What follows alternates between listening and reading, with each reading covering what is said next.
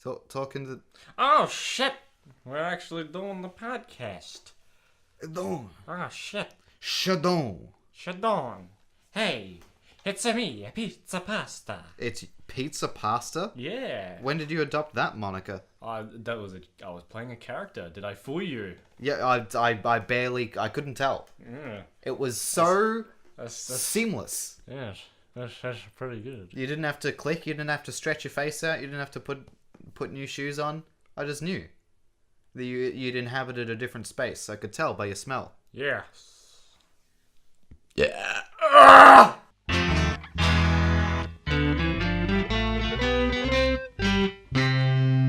Greetings, everyone, and welcome to the Temporary Uncles Podcast, episode number 15. That's right, 15, everybody. Episode 15, featuring both Uncle number 1 and Uncle number 2. An Uncle Fungus. Stop ripping off Super Mega. I'm sorry. Hello. Hi. I'm Michael Jordan.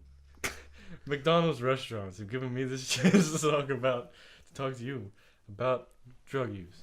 McDonald's restaurants are giving me $250,000 to wear this ill-fitting suit and sit down in front of you and tell you to eat a McDonald's. Stop it. Get some help. Stop it. Get a sponsor like me. Michael Jordan. McDonald's. Michael Jordan. I had to legally change my name to Mackle Jordan. Yeah. TM in order to receive this money. Yeah. This is a shit bit. It's not even a bit. Is that like a... Can we start again? Is that like a smart device that you put on your tuchus that tells you when you fall? A shit bit. A shit. Would you buy that? No. I I trust my own body to tell me when I need to make a big stinky fucking shit. Like me. It takes measurements and it'll tell you how full you are, like what percentage, and then also how many pieces of paper that you need. It'll be like, dude, it's 73% full. This is like 4 or 5 pieces. Would you buy that? Would you invest? Are you going to invent something like this? I need, from you, Nicholas, I need a small loan of $1 million. I don't even have $1,000 to give you. So. You don't have 100 bands? You've got more money than me. You have a job. I do not. Yeah. I am a stinky fucking unemployed boy. You know why I only make what I make? Because I stay fully clothed when I work. Nicholas. See, winks don't work very well in audio. You can... Oh, okay. Do that again. Do that again. You know why I only make what I make? Why?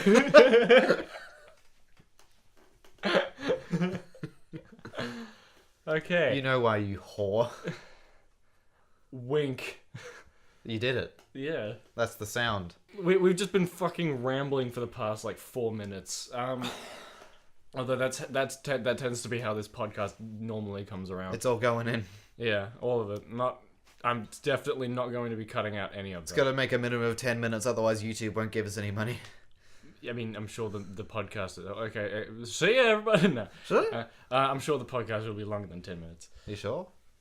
Very likely. They tend to be a little longer than 10 minutes. Like how much? Oh, like another 10 minutes. We need to fucking cut back, dude. That's too much. Ugh. We don't have the funds for podcasts that exceed 10 minutes.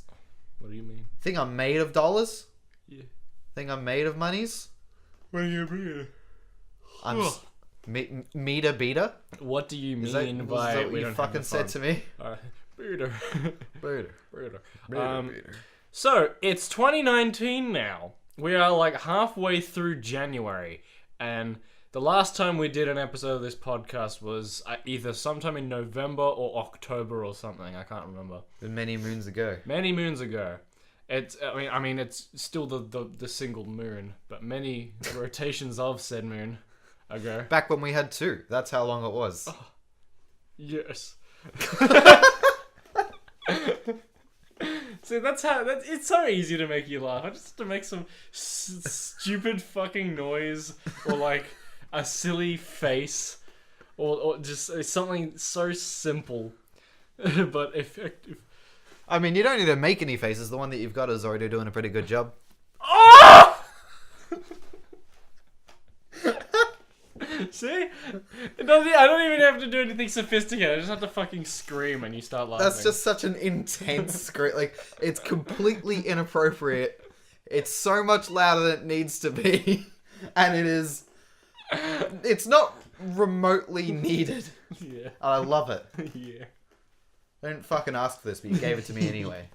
Well, You I beautiful mean, man. there's no one else in the house, so I feel like I'm allowed to scream like that. We can make all the noise that we want. We can make all the noise that we want. I've never tasted so much freedom. Freedom. All hail Fredonia, land of the great.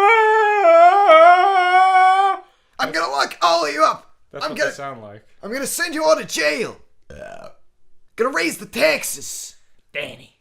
What if Danny DeVito was... Danny DeVito was a Marx brother? Yeah, what if Danny DeVito was one of the Marx brothers? Danny Marx. The more I think of you, the larger my magnum dong gets. How do you rate that? That crossover. That's pretty epic, dude. Don't scratch your ass directly into my microphone, thank you, Nicholas. You get ash flakes in your microphone. I'll get AIDS. real AIDS. As opposed to fake AIDS. Yeah, I got fake AIDS once and I had to take it back to the shop because I wasn't satisfied with the quality of the product. Hilarious. It's a good day. Yeah, very fun.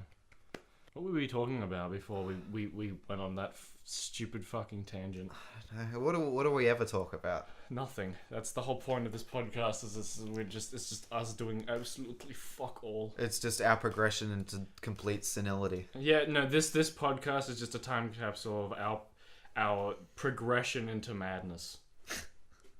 Progression into... Well, progression from madness into even deeper madness. We're going deeper. We need to go duper. We need to go duper.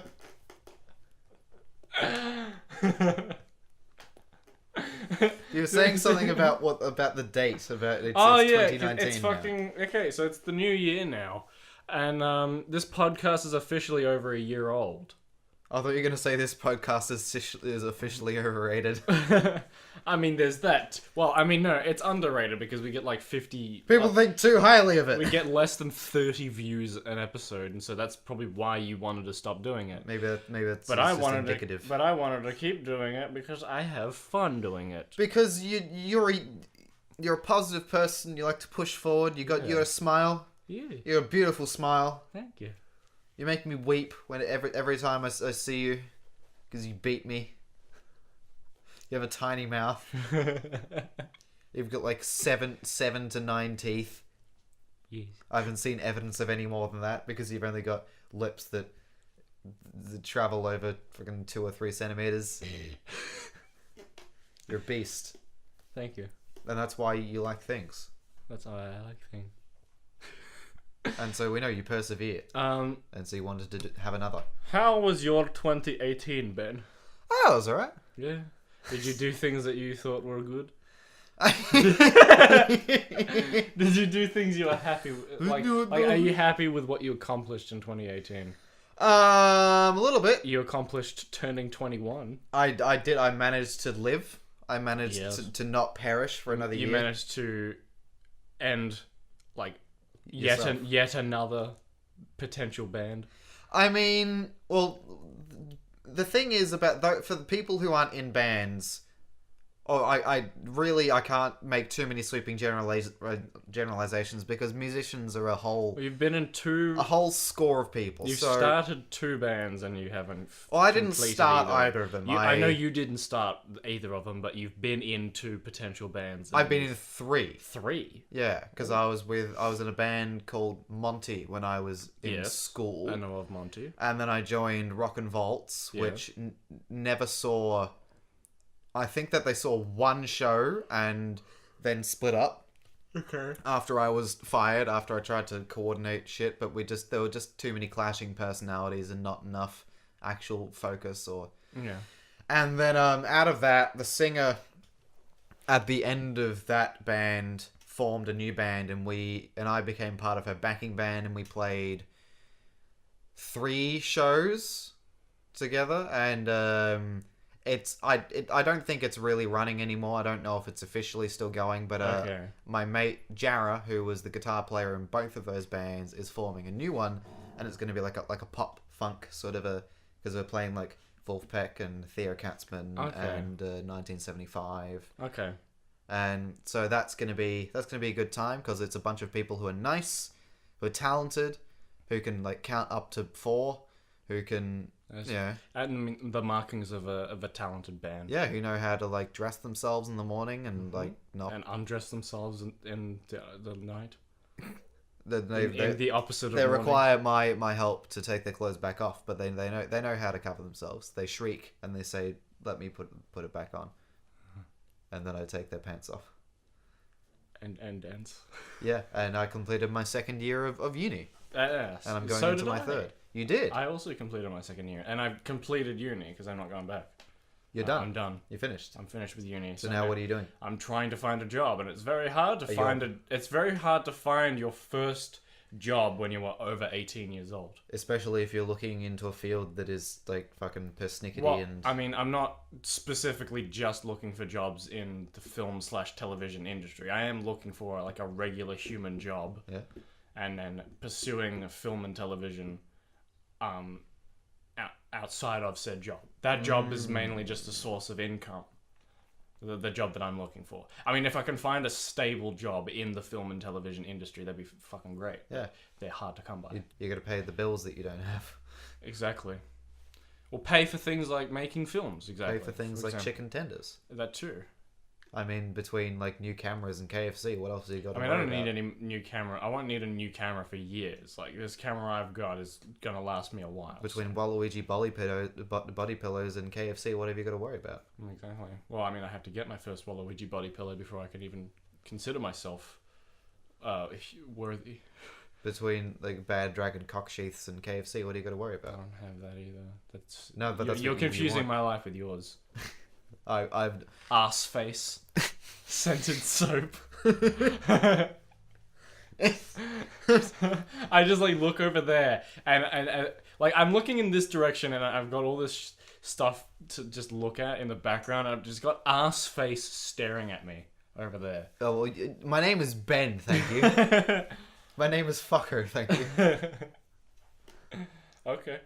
Fucko Marx. Yeah, that's me. I'm That's your name. the newest Marx brother. Yeah. Are there any Marx brothers left? No, I'm pretty sure they all died Or in is the it just me? 70s and 80s. Oh, okay. Yes. In their 70s and 80s or the 70s and 80s? The 70s and 80s, but probably also their 70s and 80s. Uh-huh. That's poetry. Yeah, well, because they were born in like the 1900s. So. Yeah, so was I. And also, well, I think they were born in like the 1890s to the 1900s. Like, I don't know exactly how old all of them were. You know who else was born in the 1890s? Your face. Hitler. Was he? Yeah. Okay, cool. He was old.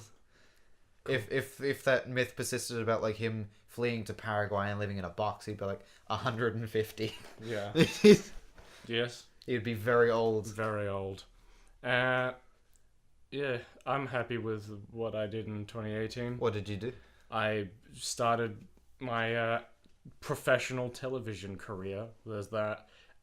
I became part of a few TV shows in RMITV, so that's pretty cool. You met Warwick Kappa. I met Warwick Kappa in 2017, Oh. but continued working with him in 2018, and we'll probably continue working with him this year if there's a third season of the platform. Are you and Warwick doing anything interesting together? Are you writing anything? No. Are you wearing gold I shorts? don't know if he can read.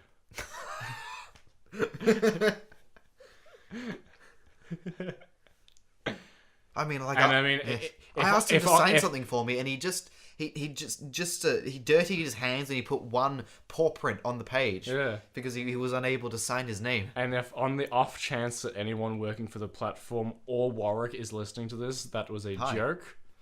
And I don't actually mean any bad will to Warwick. It wasn't as real. No. Nicholas wants to fight Warwick Kappa. No, you. Do you reckon that Warwick Kappa could break your He would. radius He could kill me. just with the force of clenching his buttocks? Not with his bum. You don't think that he could break you with his cheeks? Perhaps. I don't really want. Don't want to rule it out. I don't want to rule it out, but I don't really want it to happen. No? So, no. I do. To get off to the thought of that. I'm not saying nothing. So you are saying something. I mean, sometimes I just get erections just because it's a thing to do. It doesn't mean it's got anything to do with what you said. No reason, boner. Yeah. NIB. Niddle River Band. Niddle River Band? Yeah, it's my cover band where I just get up, I shave my head on stage live and pretend to be Glenn Sharrock, and then I sing. Who the fuck is Glenn Sharrock? He was the singer in Little River Band. Why are you winking at me? Or do you have no control over your eyelids? I think that was just a twitch. You're a twitch. Oh! No, that's not how you do it. You do it like... How loud did he moan? The guy moaned at least this loud. Oh!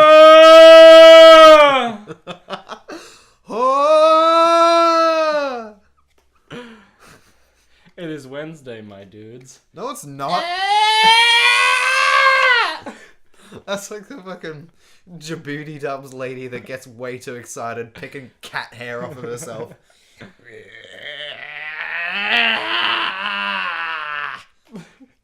Your mouth when you did that was just very funny. You can take a picture of my mouth. No thanks. I've already got pictures of that on the Temporary Uncle's Twitter account from when you were doing your Snape impression. I don't remember doing that. No? I have such little recollection of the things that we do. You have such little recollection of anything because like I remember back when like the first image of the film Stan and Ollie came out, right? I was about to ask you what was that. I sent it to you. And you're like, oh, this looks interesting. Maybe we could go see it when it comes out. And then they release a trailer for the film. And I'm like, hey, they released this trailer for this. They released a trailer like a month later. Not even like really enough time for you to forget even the littlest thing, like just a picture of Steve Coogan and John C. Reilly dressed as two like old timey comic men, comedians. And fellows. Yeah, they released a trailer like a month later or something, and I'm like, hey, look, they released a trailer for this movie, and you're like, what was this movie? I was like, oh, it's that one about Laurel and Hardy. I was like, oh yeah, I completely forgot about that. And then later on, I'm talking about it again, and you've already forgotten about it less than a month later because you're fucking stupid. So remember when? Like, I can't remember when the first time that The Favourite by Yorgos Lanthimos Yeah, exactly. was announced. That's another one. And we talked about it and went, oh, awesome. It's a Yorgos film. Let's go see it. And then a while later, I was watching YouTube and repeatedly getting these ads for The Favourite. And I was on TV getting ads for The Favourite. Yeah. And I was like, you messaged me. Who directed that? And I went and I looked it up and saw it was a Yorgos Lanthimos film and was surprised and then messaged Nick and said, hey, there's this new Yorgos Lanthimos film coming out called The Favourite. Do you want to go see it? And I'm like, bro, I sent you a trailer for it like 2 months ago, and you expressed interest in seeing it because it was a Yorgos Lanthimos film back when I sent it to you. And then I saw it, and then I saw the trailer. Yeah. Not remembering who it was by, was intrigued and went, this looks really good. Yeah. I wonder who did it. Yeah, because you're fucking stupid. And we still haven't gone and seen it yet. I've seen the film, but that's because I was originally going to go see another film in the city. Well, we tried to see it. We went and saw Vice last week instead, so we could go see The Favourite this Monday if you We wanted to. also tried to see Vice at Village, which is, fucking 15 minutes away from each of our houses. Yeah. And they removed the session. Like, the two They cinemas played it that are like closest. they played it for like 1 week and then got rid of it. They do that way too often. Like, Village at Knox, which is like 40 minutes away. They're playing it. But the Village, and it's arguably probably one of the bigger Village cinemas as well. Westfield Fountain Gate's pretty big. It's got a pretty big Village cinema, but I think they also have a pretty big audience for Bollywood films, so maybe they get rid of half of the indie films in favour of Bollywood films. They get rid of indie films in favour of Hindi films. and at the biggest shopping centre in the Southern Hemisphere, Chadstone, not playing it. No. Yeah, I mean, yeah. So we wanted, and I wanted to go see Upgrade when that came out ages ago, and that they didn't play that. They played it for like a week at Village, but then I went and saw it 3 months later in Cinema Nova in Melbourne. So I'm sure The Favourite will be playing for a while there.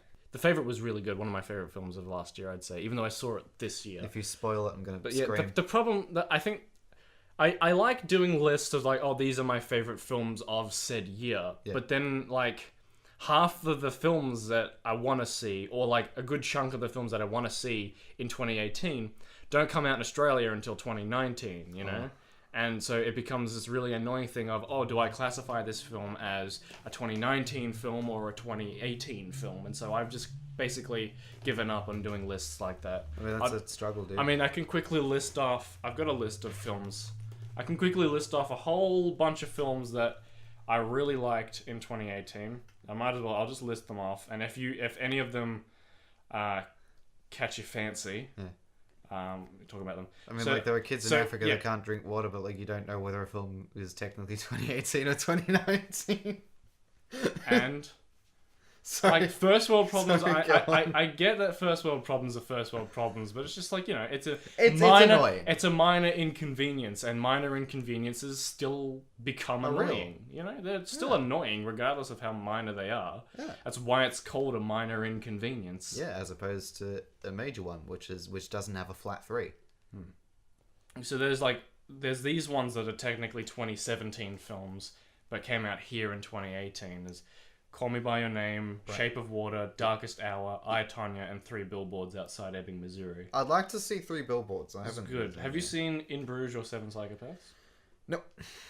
They're from the same director. I know that Dr. Evil's from Bruges. You'd like In Bruges. That's a good movie. And you'd like 7 Psychopaths as well. Belgium.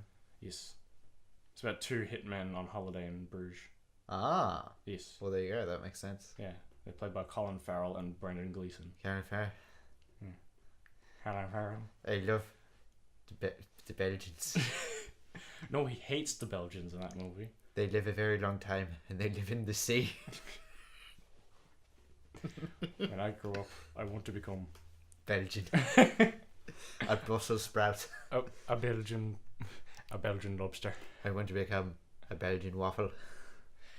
And then there are a bunch of other films from 2018. I'll just quickly list them off now.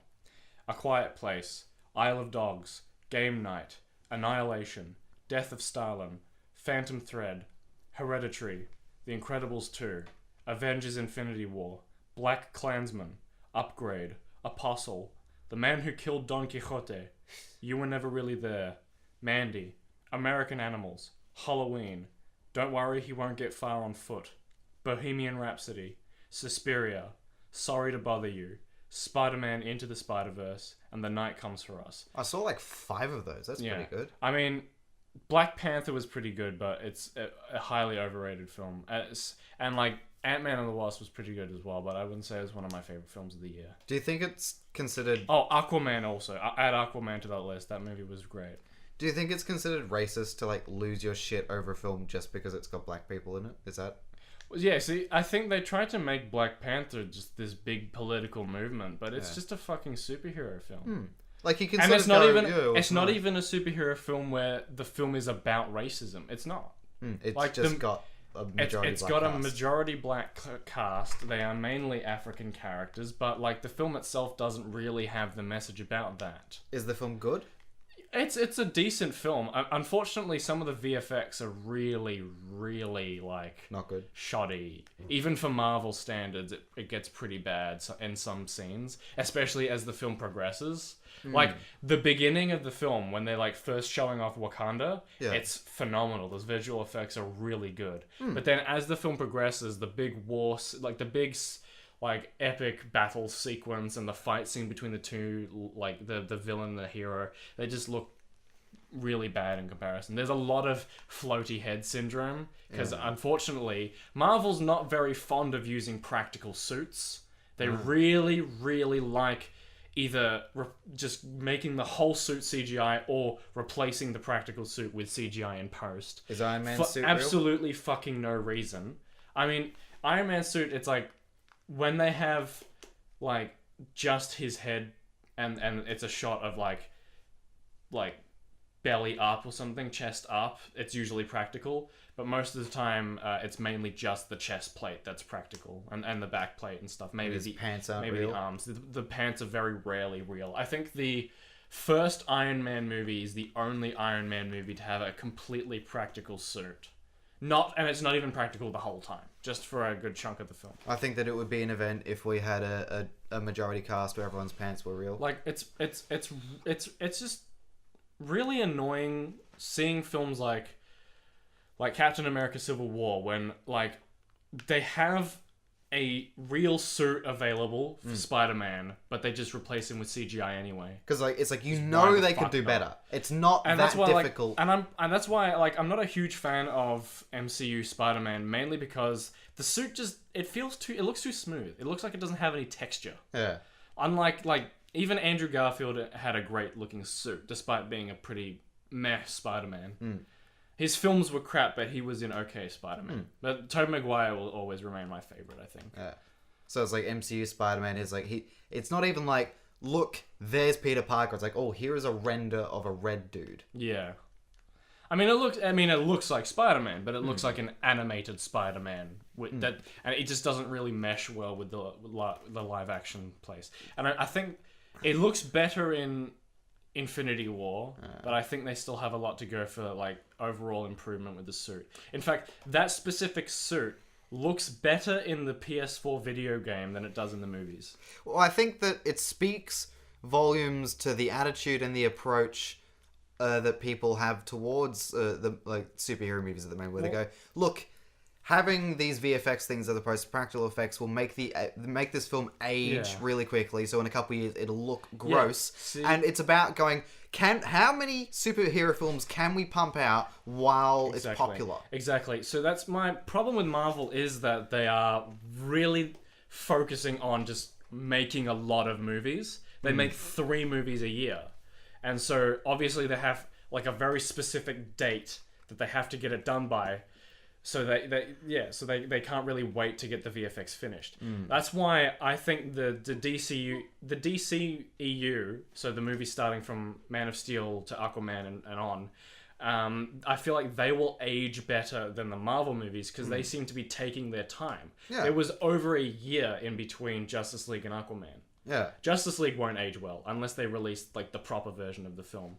But Aquaman, I think, will age well. Batman v Superman will age well. I reckon that even like from a standpoint of the film itself, not just the visuals, I feel like people might get a bit more forgiving towards the film as time goes on. Yeah, well, it's like you've got this super sausage factory that they're trying to make as many as they can while people still got a flavor for meat. Yeah, well, but even then, like, I'm sure that the superhero genre will still be popular years to come. I mean, the comics have been around since Captain America's been around since the 40s, you know? So he's been popular pretty much the entire time. But up until like this, this new renaissance in the last 15 years it's like or so. it's like a resurgence in so it's just like a new form of the comic book superhero. They are now just the comic book superhero film is now popular. Because the majority of people didn't read comics. Yeah. For ages, people didn't do that. And it then was mainly suddenly kids and then a specific breed of adults. people who were specifically really into the film or were really into that subject matter. But then even then, like the Superman movie that came out in 1978 was still pretty popular. Yeah. It was like the biggest film when it came out. I mean, it's like... Everyone knows who Superman is. Yeah, you know who Superman is in the sense that, like, with music, you sort of go, well, there was an age where everyone knows 15 different guitar players and can tell you about, Stevie Ray Vaughan and shit. And then there's also, like, oh, well, generally music, also, I can identify Jimi Hendrix because he's the biggest dude and we'll always identify him. As opposed to going, nowadays people can go, oh, look, that's Scarlet Witch. Yeah. But people will always know Superman because he's the granddaddy. Exactly. Yeah. But there will be a time where people won't be able to go, oh yeah, well, that's Purple there's a Lantern. superhero called Namor who was like the first comic book superhero, but no one knows who the fuck Namor is. I've never heard that. Exactly. Name. I mean, there's even characters who are older than that, like Dick Tracy and the Phantom. Dick Cheney. Dick Tracy. We're not going to segue into Vice just yet. I don't think superheroes at the moment are really going out of fashion just yet. I mean, there might be a big chunk of people who just kind of drop off after the next Avengers film. I think they've peaked. Like, I think the next Avengers film might be the peak for Marvel at least. But DC have a lot to go, I think. I mean, they've got heaps of movies that are currently being made or about to be made. So, like, they've got heaps. But Marvel at the moment, really, they've just got 3 more films. They've got Captain Marvel, Avengers Endgame, and Spider-Man Far From Home. Those are really the only films confirmed at the moment. Like, everything else is pretty much up in the air as to when it'll be made or if it'll be made, you know? Yeah. I mean, there was going to be Guardians of the Galaxy 3 would come out after Spider-Man Far From Home. But now that James Gunn has been fired from that because of tweets he made 10 years ago. He got fired for bullshit reasons and he can't get unfired, so he moved over to DC and is now making Suicide Squad 2. You'll get Avengers 5 Part 2, the gang snaps back. Avengers 6, the snapping. Well, I mean, the next Avengers movie is Avengers 4, not 5. That's what you think. Have you actually seen Infinity War yet? I've not. I've seen the first 2, and I think the family watched Infinity War the other night while I don't know, might have been doing something. You just don't watch films with your family. Like, I told you to watch Upgrade with your brother, and you didn't. Well, I watched Black Klansman. I know you watched Black Klansman, but you should have watched Upgrade as well, because that movie is great, and you never know when you're going to get another chance to watch that film. Well, I think we've got it, don't we? I know you have it, but I'm saying you don't know when you'll get another chance to watch it. You've got heaps of films that I've given you. Now. How long have you borrowed the copy of Donnie Darko that I've given you? Not as long as some other films. You've still had it for a while and you haven't watched it yet. The only reason I didn't watch Step Brothers until like a month after I borrowed it from you is because I was on holiday. And I watched it pretty much immediately after I got home. I've given it to you back today. I watched The Graduate like 6 minutes after you gave it to me. But that's like an outlier. That's like not part of the average. Yeah. Your average is like you wait 2 months to watch a film that you've borrowed from me. The Graduate was like because you were free that night, and so you watched it. I was also like really excited to watch it. I was like, ooh. Yeah, that's true. But I mean, you were the one who borrowed Donnie Darko. I didn't say, hey, you should borrow Donnie Darko. You were like, hey, can I borrow that?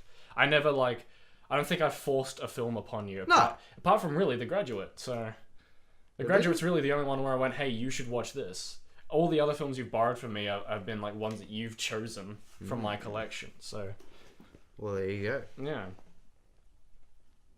Hurry up and watch Donnie Darko. Try and watch it like I told you to watch it last night and you didn't. Did you?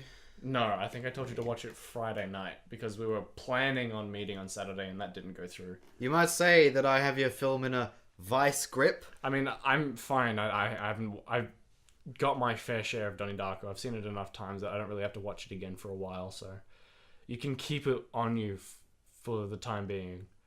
I know you were trying to segue into Vice. You might say that my only vice is not watching your films. Do you want to talk about Vice? Yeah. Okay. Vice is... We watched it, last week? Yes. Last Monday. A film about real-life comic book supervillain Dick Cheney. Yeah. I had a good day that Monday. I went to the city with my brother, and we watched First Man and Widows, both in the same cinema, in the same seats. Which is pretty cool. So your seats would have been warm. Yeah. Like, the session immediately after as well. So we could have stayed in the cinema if we wanted to, but we needed to go to the toilet and also get more food. Yep. But, because the movie's like, First Man was 2.5 hours, and Widows was like 2 hours and like 8 minutes or something. Ah. And then Vice was like 2.25 hours. Were all of your films of the same caliber? All 3 of the films that I watched that day were great. Because then after that, you came into the city, we had dinner, and we watched Vice. I attempted to come into the city at a timely. You attempted. Time. Well, yeah, you.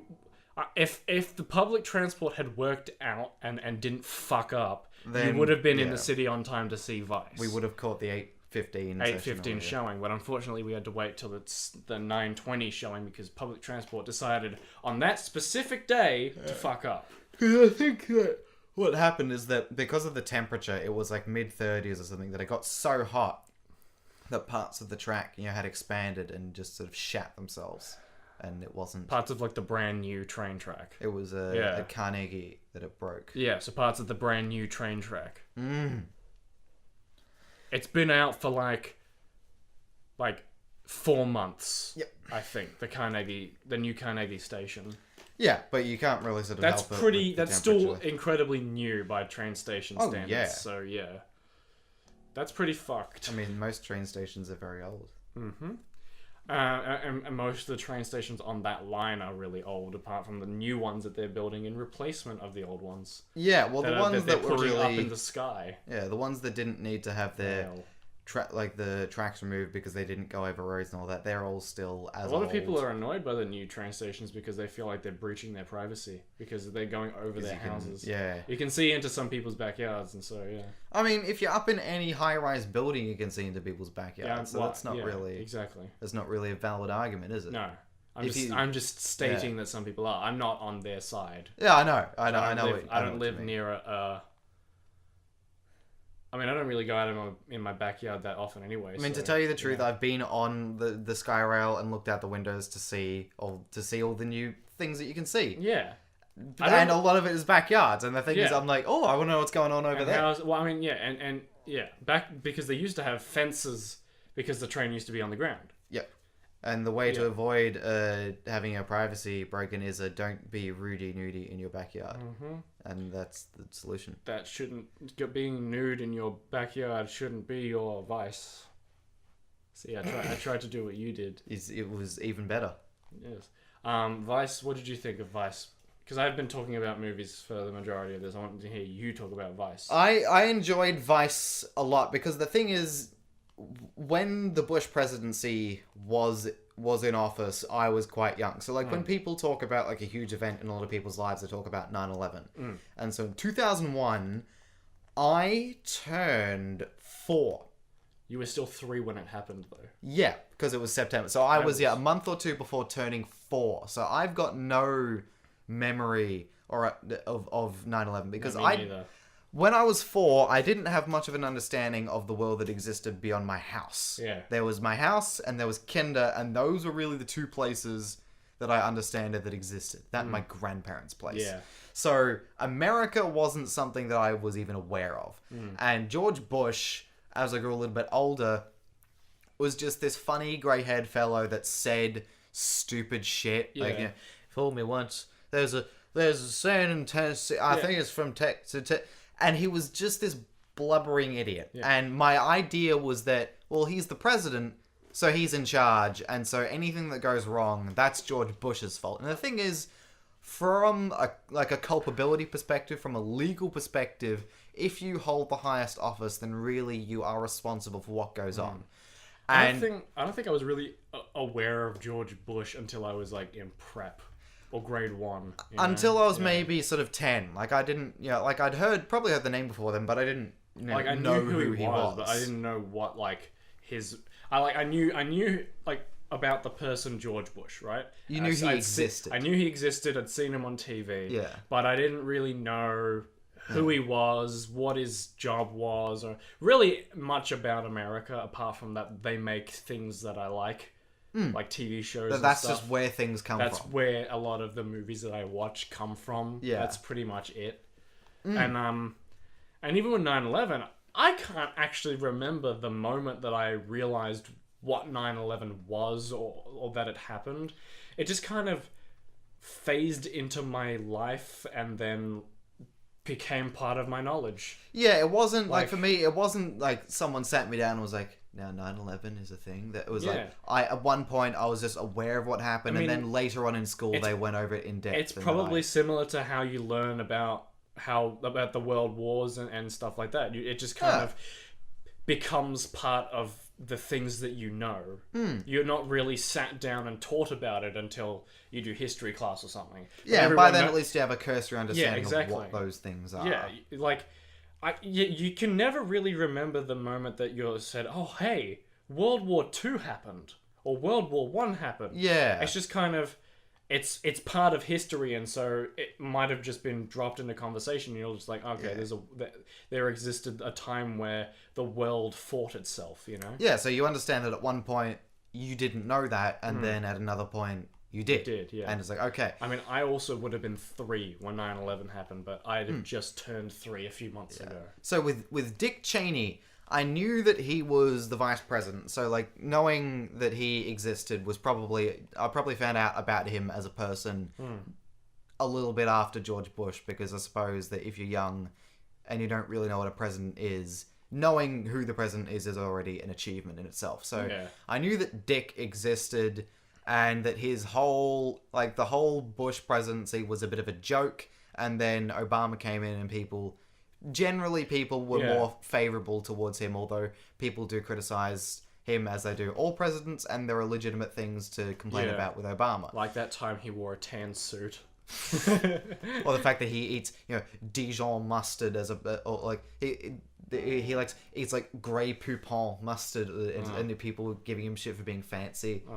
And it's like, okay. I do remember I was more aware of Obama when that was happening back in 2007 and 2008 and stuff. Before Vice, I didn't really know what Dick did. I knew that he shot someone on a hunting trip, and that was kind of the extent to what I knew really about Dick Cheney as an individual, as opposed to part of a government. I just knew him as the vice president, and that he made money off the Iraq War. Yeah, he was this old, bald, fat dude, and he was the VP. Yeah. But then watching this, and it's an Adam McKay film, and I am a big fan of Adam McKay's movies. Exactly.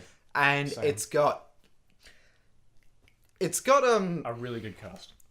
Yeah, it's got a satirical tone. There's part of it where you can sort of go, this guy is setting out to show you how ridiculous these events are. And that how these people, while quite serious and, historically, retroactively dangerous, were kind of funny. Just in how over the top, how pronounced their evilness is meant to be, or at least portrayed, or even their stupidness. Because in George Bush. Yeah, because it's not subtle in how they go about going, hey, we're career politicians and we're just trying to keep our jobs and be hacks, because it's about go team red or go team blue, and they go, hi, we're team red and fuck you. It's not about the greater good. Like there's a line in there where Dick approaches his superior, who's played by Steve Carell, and he says, what do we believe in? What do we believe? And then Steve Carell does his And Steve Carell fucking wheeze. laughs, because it's like, he does his trademark wheeze. yeah, it's like, this administration is not about belief. It's about ascending the ladder and getting paid more. It's about being able to click your fingers and have someone pulled off the street and have the fuck beaten out of them. And that's what this job is about. And honestly, it's more exemplified now more than ever that, a lot of politicians just do it for the money. Oh yeah, career politicians are a real thing. And especially, in today's political climate, it's just more obvious that it's a thing.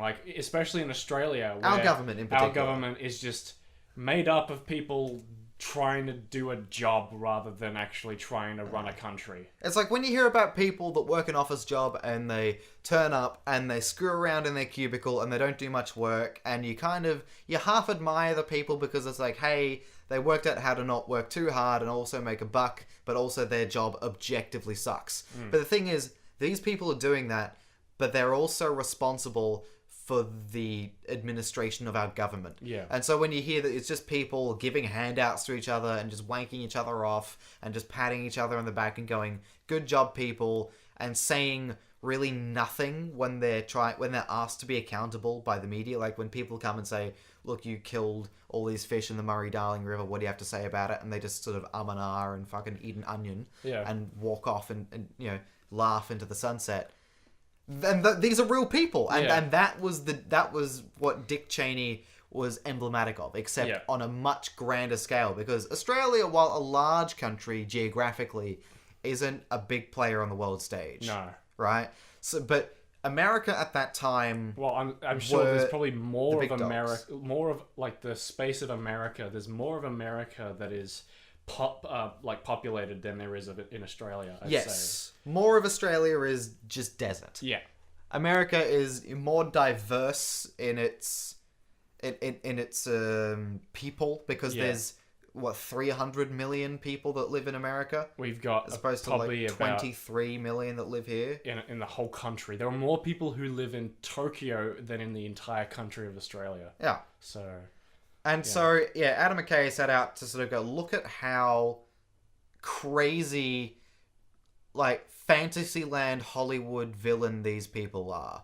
Because the way that they're written, like, I don't know if it's meant to be that he's just channeling Dick, or if it's meant to be that the lines are just sort of meant to represent how Adam McKay feels about the administration, or if it's meant to be, this is a realistic portrayal, this man is just evil and he knows it. well, I know that no one on the film crew or like no one involved in making the film approached anyone like involved in this story, because most of the people involved in this story are still alive, and so they didn't bother getting anyone's like permission or anyone's blessing, because they knew that if they were to get Dick Cheney's blessing or to get his wife's blessing or something like that, they'd probably have to make the film a little more favorable towards the people that it's portraying.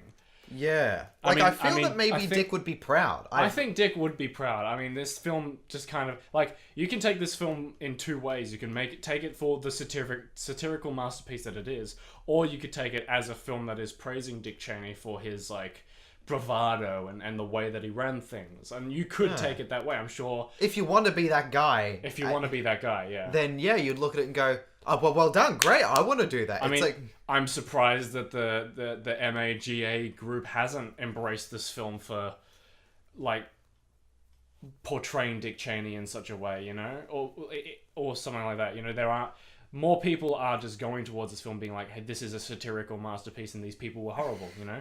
Oh, I mean, as far as his achievements and all that, but the thing is, when you look at it visually, like, the way that Dick Cheney is shot, like... There's no angle that makes Christian Bale as Dick look good. It's all... But that's the point, yeah. He's always just like...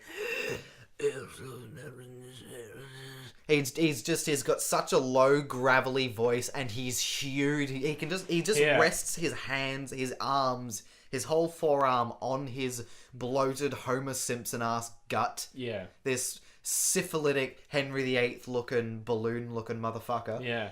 And he's just chins. There's no neck. It's just like, it's just like chrome dome, like a ringlet of snow white hair, and then chin. Half of it is that he gained the weight, and the other half is just the fantastic work of the makeup department. I mean, like, when I watched Darkest Hour and I saw Gary Oldman as Winston Churchill, looking at him made me feel unhealthy. Like, I looked at him and felt ill. The funny thing about that is that you can see the Gary Oldman there. You can kind of work out Gary Oldman's There's a bit of his face in there. But when you look at Christian Bale as Dick Cheney, you just see Dick Cheney. Yeah, there's not a lot of Christian Bale in there, because Christian Bale, in my mind, has got a very chiseled I think of, like, Patrick Bateman or Batman. Think about Batman. Yeah. I mean, when I think of Batman, I think of Ben Affleck, but like, I mean, I could still think of Christian Bale's Batman. Affleck will never be Batman. No, he's my Batman. He's perfect. You're my Batman, babe. Yeah, I go like, listen, come here, Batman. Just a quick tangent. For me, it's Ben Affleck, Michael Keaton, Christian Bale, Val Kilmer, George Clooney. Adam West, George Clooney. Yes.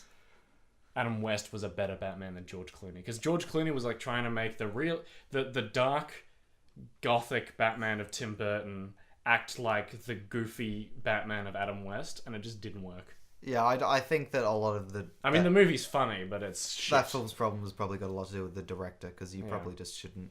Well, Joel Schumacher's not a horrible director. He could make films of the same caliber as Adam McKay, and if the screenplay was good, he could do a good job. Explain fucking Batman. Batman Forever was pretty good, but he made a film called Falling Down that was just great.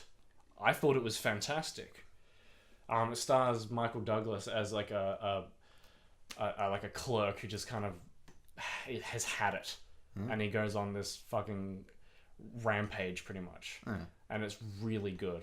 It's really because it's both like really good as like a thriller, but also really good as a comedy, and like a really dark comedy. Like he accidentally takes this whole McDonald's ass fast food restaurant hostage with his like Uzi. On accident. Yeah, by accident. He takes because the scene is just great. He wants breakfast, Yeah. but they're done serving breakfast. Yeah.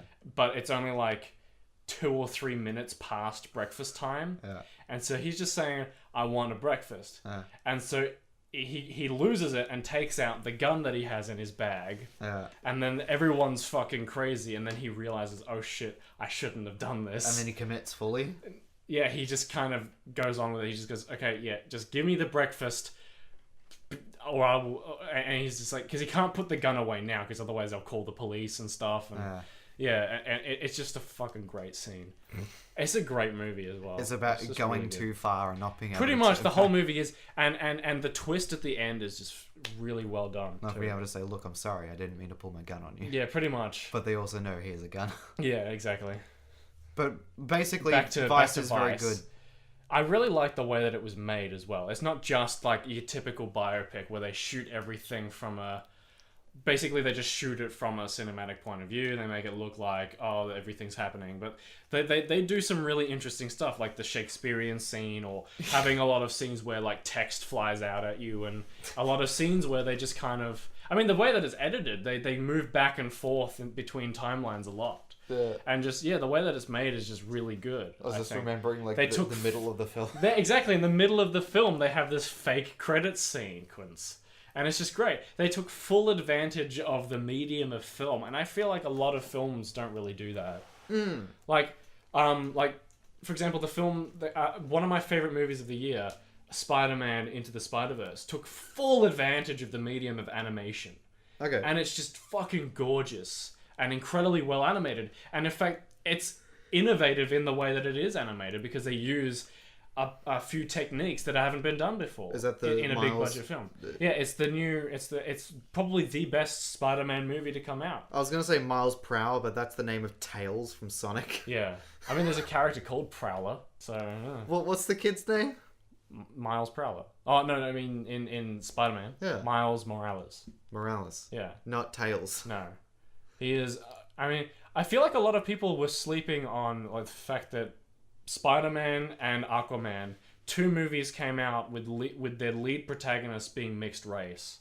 You don't get that a lot in big movies. They're either one race or like if they're white, they're like half Scottish or something. Or I wouldn't have noticed. I wouldn't have. Well, I mean, you know. Is it central to the plot? Jason, I'm not saying it's integral to the plot, but I'm saying it's cool representation. You don't get that a lot. Okay. Usually, characters are just they're black or they're white. You don't really get a lot of mixed. Like Miles Morales is half African American, half Mexican American. So yeah. Okay. And then Aquaman is half. He's like mixed race twice because he's half white, half Pacific Islander. Yeah. And then he's also half Atlantean, half human. So. Ah. But I mean, they did that because Jason Momoa is mixed race. So. Yeah. But they I think they did a good job in making his human dad Maori and his human mother white. So they did that. That are cool. His Atlantean mother is Nicole Kidman, and his dad is Jango Fett. Is Jason Momoa actually like a Kiwi or? No, he's of. I don't wanna assume, so I'm just gonna look it up. He's Hawaiian. Right. Yeah. Momoa. Well, I think his character in Aquaman is probably also half Hawaiian, but they got a Kiwi actor. Yeah. Maori actor. Yeah. Is it Jango Fett? Yes, it is Jango Fett. Oh, really? Yeah. Okay. That was just. I literally said like half a minute ago that his dad was Jango Fett and his mum was Nicole Kidman. Don't fucking assume. Play that back, editor. His Atlantean mother is Nicole Kidman and his dad is Jango Fett. Don't assume that I heard what you said. I'm only just now for the first time hearing that his mum's Nicole Kidman. Yeah, I mean, you should see Aquaman. It's a good movie. I mean, my family's seeing it today. Yeah. But you have work. I do. I picked up an extra shift. Yeah. What extra money? For extra, yeah. Extra money so you can get me things like Extra this funnies. fucking pillow that you got me today. Tell the ladies and gentlemen about the pillow. And then Oh we'll my fucking god. end So it. I assume this was originally going to be a Christmas present, but then like we haven't seen each other since like November. I just didn't see Nick over Christmas. Yeah. Because you're in the Japan. Not just Japan. I was in Asia, like I was in Southeast Asia because I started in Japan. Yeah. Then we went on a cruise from Japan to Japan, and then from so our first stop was Hiroshima. Then we went to Kyoto. Then we went to Tokyo. Then from Tokyo we got on a cruise, and we went to Japan. Osaka, Osaka. and then Shimizu, where we saw Mount Fuji, and then Mr. Fuji. the Fuji-san. Fuji. And then after they actually call the that, mountain after Fuji-san? that, we went to Taipei. Okay. Then Vietnam. No, then Hong Kong. Then Vietnam, and then we ended in Singapore. And we spent a night in Singapore. We spent like 4 nights in Singapore. Right. And it was great. It was really cool watching Crazy Rich Asians on the way home because it's set in Singapore. And Was so it I good? recognized a bunch of places. Yeah, Crazy Rich Asians was a lot better than I expected. I was expecting just like a cheesy romantic comedy, and it's like, hey, look, all the main characters are Asian, aren't we progressive? But it was actually really good.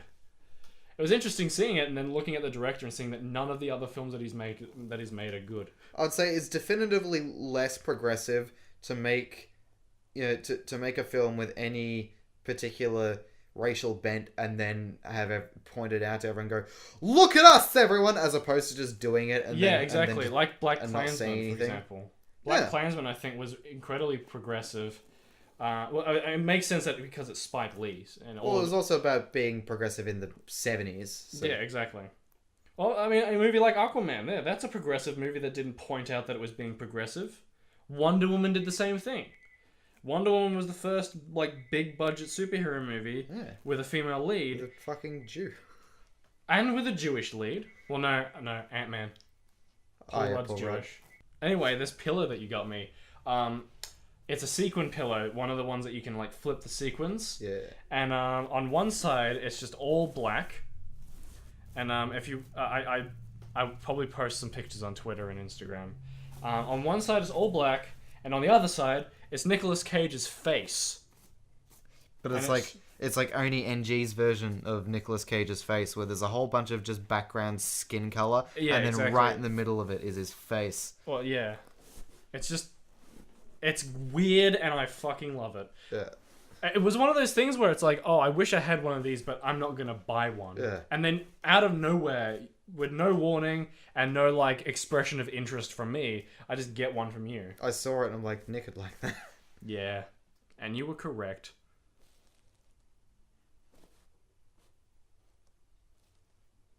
Just the eyes. Yeah, just the eyes. Just his pussy. See, I shouldn't have picked this up because now I'm going to be playing with it for the rest of the podcast. I think that is the rest of the podcast. No, I want to keep talking about other movies that came out in 2018 that I liked. You've got 15 minutes to do it. And then No, I've got to well, okay, we don't really need to. We can make the next podcast talking about movies that we liked and stuff. But unlike all the other podcasts where we don't talk about movies. Well, was there anything else about Vice that you wanted to say? I liked that Steve Carell was a different sort of dude in it, because like normally I feel that Steve Carell's a real understated kind of quiet dude, but in this case Steve Carell's character's a dick. I mean, it helps that he's probably working with a director that he feels really comfortable with. Yeah, because he was in Anchorman. So he doesn't just play the same character over and over like he does with a lot of other directors. Is 40-Year-Old Virgin Adam McKay? No. Who was that? 40-Year-Old Virgin was directed by Judd Apatow. That makes complete sense. Why didn't I think of Judd Apatow beforehand? Because you smell. Yeah. You want to talk about Bohemian Rhapsody? Sure. Real quick. Because I wanted to make a podcast to talk about Bohemian Rhapsody like pretty much after we saw it. Yeah. And now it's been like 3 months since we've seen Bohemian Rhapsody. Yeah. But I just wanted to say that like I think it's a great movie. And I mean, like Rami Malek's performance was fantastic. I wouldn't be surprised if he's nominated for an Oscar for it. I thought he was. He won the Golden Globe. The Oscar nominations haven't come out yet. Alright, well there you go. Oh, speaking of Oscar nominations, though, yes, because they've got the top 10 VFX like potential nominations. They will narrow them down to I think 5 out of the 10 that they've got. Yep. The fact that Black Panther was nominated but Aquaman wasn't is a fucking disgrace. Oh, it was because it's a race bait thing. But even then, the Aquaman, Black Panther's the only it's not the only Marvel movie. I mean, I wouldn't be surprised if Black Panther doesn't get the nomination, but Infinity War will get the nomination. Because Infinity War's visual effects were fucking phenomenal. But like there's I think the only real CGI thing that I can point out as being bad is when Mark Ruffalo's head is floating in the Hulkbuster armor. It's just, you can see the floatiness of it. It just looks like crap. That's really the only thing I can really point out in Infinity War that looks bad. Everything else looks great. But the fact that like Aquaman is one of the most visually stunning superhero movies of all time, and yet it didn't get a nomination for visual effects, and it's just a fucking disgrace, as James Wan himself put it. Well, I know. Back to Bohemian Rhapsody real quick. It's an alright film. It was pretty good. I thought it was great, but I think it's because I don't care about historical accuracy when it comes to films. No, I do. Because there was a lot of historical inaccuracy, but the difference between this movie and other films that have historical inaccuracy is that the historical inaccuracies in this film don't really affect the story. Yeah, not really. And really, like, they don't really affect, like, they're not historical inaccuracies that make the story completely different to real life. And all the historical inaccuracies are in service to the story. They are only there to make the story more cinematic and to make it a better film. Yeah. Rather than just being a word-for-word retelling of how events transpired, because that would end up being boring. Yeah. The main thing with the historical inaccuracies is that they all got the blessing from the current living members of Queen. Yeah, and by Brian that May, is like Brian Brian May and Roger Deakins. Roger Taylor. Roger Deakins is a fucking cinematographer. Yeah. Roger Taylor, and it's John Deacon. John Deacon. Yeah, Roger Taylor. And then in Duran, there is also a Roger and John Taylor. Okay. Anyway, Brian May and Roger Taylor were producers on this film. So they all the historical inaccuracies in this film were given the get-go by these guys who are part of the story. Yeah, but it also, So, yeah. the thing is, the portrayal of the actual people, I feel, has got a lot to do with those who are left. Like, if no members of Queen were left, you would have gotten the gritty film that we were probably asking for. But also the fact that Freddie is portrayed as pretty much the biggest dick in the band. It's not... But he's portrayed as a dick, but also portrayed as, like, eccentric. Well, So yeah, it's but like- the thing is, it's like he Queen probably- are yeah. well known for arguing, but the thing is, Yeah. in the film, there's quite a few scenes, or there's 3 or 4 scenes where it's just Freddie pays out in the band and says everyone sucks, and they all stand there and go, "Oh no, Freddie, I don't think that's the case." And he's just like, "Well, you're all terrible, but I'm the best. Fuck you." And he walks off, and it's like, But then he realizes that I shouldn't have said that. it's like, is that accurate? Do you think that every time Freddie just sort of lined everyone up and just told everyone to fuck off, and none of the other band members said anything, and it was at no other time was it another band member that started the shit? So every time it was just Freddie was the dick? Yeah. Because But, I have okay. a feeling that maybe that's the case. Okay. But even then, like, I think Rami Malek's performance is probably the... Excellent. If not... Like, I'd say my top performances of that year definitely were Dick Cheney as Christian Bale Yep. and Rami Malek as Freddie Mercury. Yes. Because we all know that Dick Cheney played Christian Bale in the movie Vice. Yes. I'm taking my pants off, ladies and gentlemen. Yeah. Live on air. And yeah, like, I guess also Jonathan Pryce was fantastic in The Man Who Killed Don Quixote, but he's not going to get any awards recognition because it's a Terry Gilliam film. Does the Academy not like Terry Gilliam? No, it's just the Academy really doesn't give a shit about, like, independent films unless it's got, like, either Slavery. The Holocaust. Yeah, exactly. Like most of the independent films that get Oscar nominations are either biopics, have big name actors or directors in them, or producers, or something like that. Or it's like a really personal project by someone who's already pretty well known. There are some really, or if it's directed by, because like often independent films will begin, like if they're like foreign films, they'll be nominated for best foreign film or something like that. And so if a foreign film director made a film in English, and it's an indie film, that will usually get some Oscar recognition if they previously got an Oscar. But like something like Whiplash is like a once a year chance they'll have something like that. Like they very rarely will get films like the Oscars will very rarely be made up of films like Whiplash. You'll get like maybe once every 2 or 3 years a film like Whiplash, where this director has had pretty much no recognition in like big name stuff, and he's just made a film like this that has happened to got actors like Miles Teller and J.K. Simmons in it. Well, had Miles Teller done anything before I mean, Whiplash? Nothing huge, but like he was still like a decently well-known actor. I don't know why I'm standing up and moving around. But yeah, like a movie like Whiplash is just like a once in a few years kind of thing. That's another example of great movie that kind of bends facts and things. Well, I mean, that movie's not based on reality at all. No, but like I've watched Adam Neely and Rick Beato talk about these big music YouTubers, and they said as far as like being in the context of a musical conservatory, it's fucking stupid. But it's also excellently cinematic. It's also a fictional film. Yeah. And so it doesn't have to adhere to real life rules because these characters aren't based on real people. No. So J.K. Simmons' character might be more harsh than any real life music instructor of his like stature. But he's a fictional character, so those rules don't apply to him. Yes. They can make him as nasty as they want because he's not real. Yeah. I absolutely abhor the sentiment that people have that all film has to be realistic or based in reality. No. Obviously there are films like Come and See, which benefit from being as realistic as possible.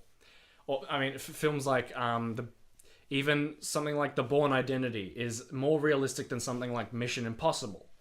And the way that it is made is in surface to the story because it is made with like a realistic camera movement and editing and all that stuff, you know? But then like a film like and Patrick H. Willems has said this brilliantly in his video essay about verisimilitude. His video about realism, which I don't know if I've shown it to you or not, but like something like Speed Racer would be completely ruined if they tried to tell it realistically. The film would be shit. It wouldn't be as amazingly cinematic or as amazingly well told as it was in the actual film. I'm trying to get this phone to shut up. Oh, it's 2:30. Okay, so we should probably finish up. Yeah, that's my alarm. I'm trying to... Your phone really needs to shut the fuck up. It's not fucking turning on. Turn on, bastard. Throw it at the wall. No, I think that's part of the problem. Is that you dropped it a few too many times? I've dropped it once yesterday, but the thing is, it's like a shite phone full of Chinese spyware, and it's not very good. Anyway, that's my rant about film and realism and shit. Do you reckon that there's an adult film called The Porn Identity?